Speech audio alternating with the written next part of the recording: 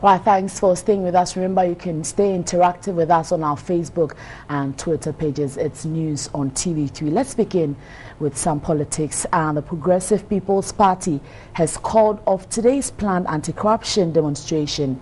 The Ghana Police Service secured the court order against the action, and demonstrations, according to the party, were aimed at supporting reforms in Ghana's governance system and also to make incorruptible leadership a reality that is within this country. And the PPP believes there is a widespread corrupt activity within the country's governance system. We're being joined on the phone line by the Police Public Affairs. Okay, DSP Freeman Tete is on the line from the police service and he joins us now. Good afternoon to you, sir. Good afternoon, my brother, and good afternoon, viewers of Please, I'm your sister. Good afternoon. Well, let's go on and let's look at what really happened. Why did you call for a court injunction on this particular demonstration by the PPP? It was just proper and then prudent at this point in time to go for a court injunction because we've exhausted all our discussions and with the leadership of the Progressive People's Party.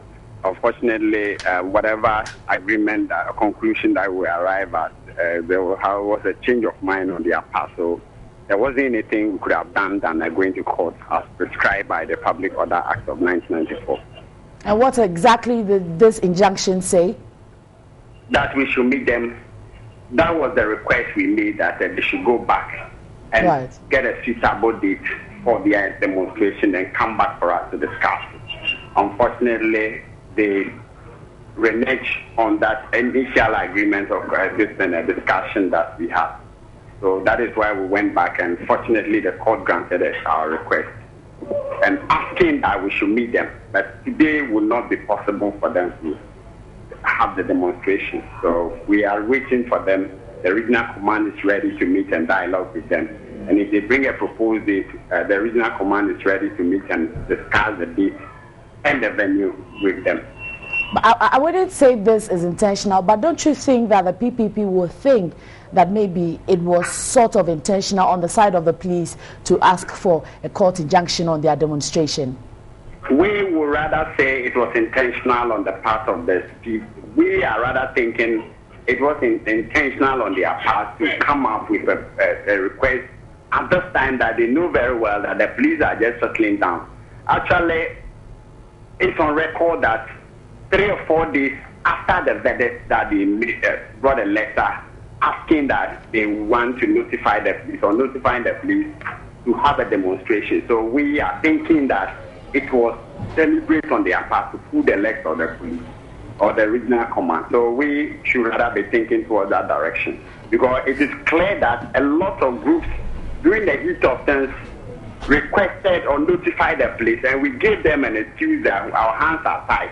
So if those big groups are not coming up immediately, and you who came from behind recently making a request, then I think it's just something that we will take it the other way around instead of the suggesting or thinking that it was deliberate on our part. So what would be the efforts of the police should the PPP come forward again with another proposed date for this particular demonstration? Well, that is what the court has access to do. So we will be waiting for them. Whatever be the case, we have to sit and discuss issues with them, because it's not going to be done in isolation. Right. The Public Order Act has provided for a discussion with the police, so you cannot do things in isolation. And it's not only on paper that things should be done.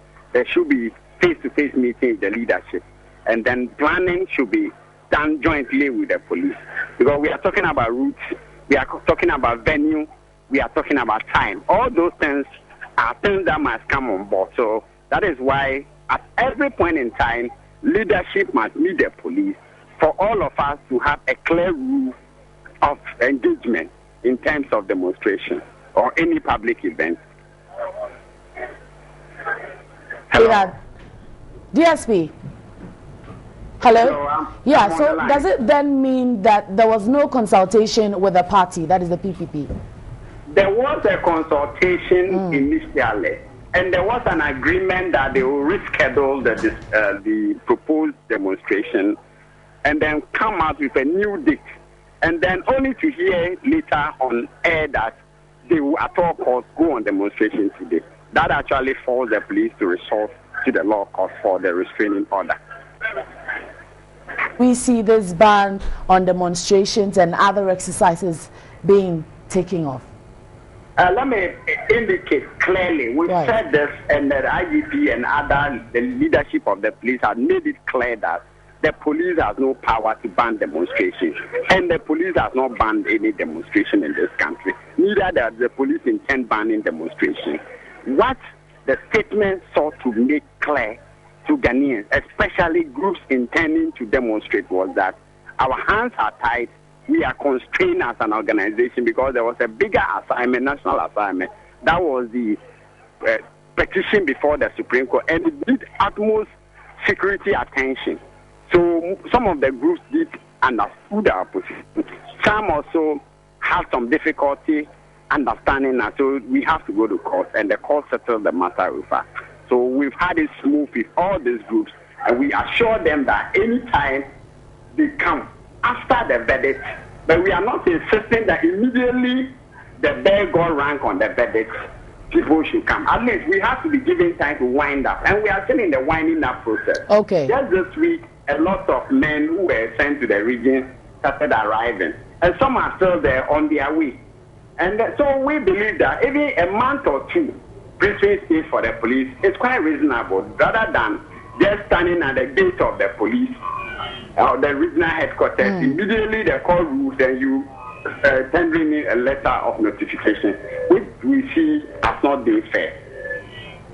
Right, thank you so much, DSP Freeman Tete, Greater Accra Regional PRO for the Ghana Police Service, telling us reasons why they had to call for that court injunction. But we also have the convener of that particular demonstration we're talking about. He is also the communications director for the PPP, William Dwoko, joining us in the studios here to also tell us the reason why that abrupt call of the demonstration had to come up. Good afternoon to you, sir, and it's a pleasure having you in the studios. Good afternoon. I'm happy to be here. Right. Are you satisfied with the comments you heard from DSP Freeman Tete just before I continue? No, certainly not. I think there's a little gap between the account that he has presented. This is not the first time we have notified the police of our intention to go on demonstration. In fact, the first one coincided with the Supreme Court hearing, and we all, as stakeholders in our governance system, agreed that the time was not right, and therefore we agreed to reschedule. And then 10 clear days, or if you like, today would be about the 12th day, really, after that. But wouldn't you agree that it is still too early to embark on a demonstration? 10 clear days, fine, but it's still too early. Wouldn't you agree on that? How and early? And the fact that the police just returned from their security, they are now settling down, as Freeman Tete puts it, DSP.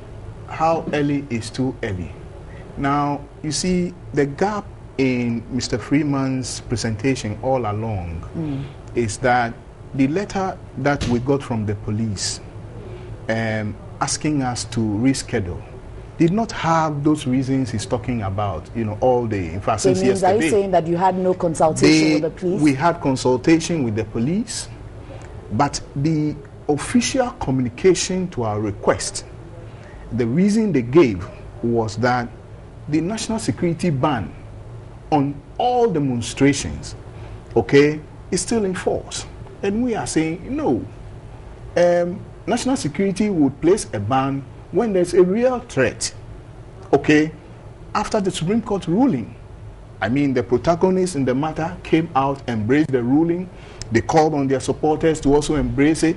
There is peace, there's no threat to security. So for, our constitutional right, to be placed second to, national security ban, this is our constitutional right. So you're saying that the police faulted, is that what you're saying? I think that there's a gap in communication. And you know, since yesterday, I've been hearing the police talk about, you know, personnel. In any case, if we come to personnel, the police had contingents all over the regions during the Supreme Court hearing.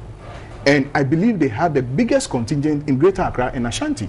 So for, you know, a mere, you know, 5,000 group of people to go on a peaceful demonstration, Mr. Dopo, you would also agree with me that issues of national security is placed first above everything when it comes to peace? Of course. So what if we are not ready and set and you decide to embark on this demonstration? Should something happen? You see, we also believe in open and accountable governance. If there's any real security to this country, I believe that national security must also alert the people of Ghana. You know, feathers were ruffled a bit when the United States gave, you know, security warning to their citizens about, you know, the day or the period around the, you know, Supreme Court ruling and so on and so forth. I think it's in the interest of the people of Ghana, if there's anything like that, for the national security to tell us. But if out of the blue, you keep on flying the flag of, you know, security threat when there's no threat.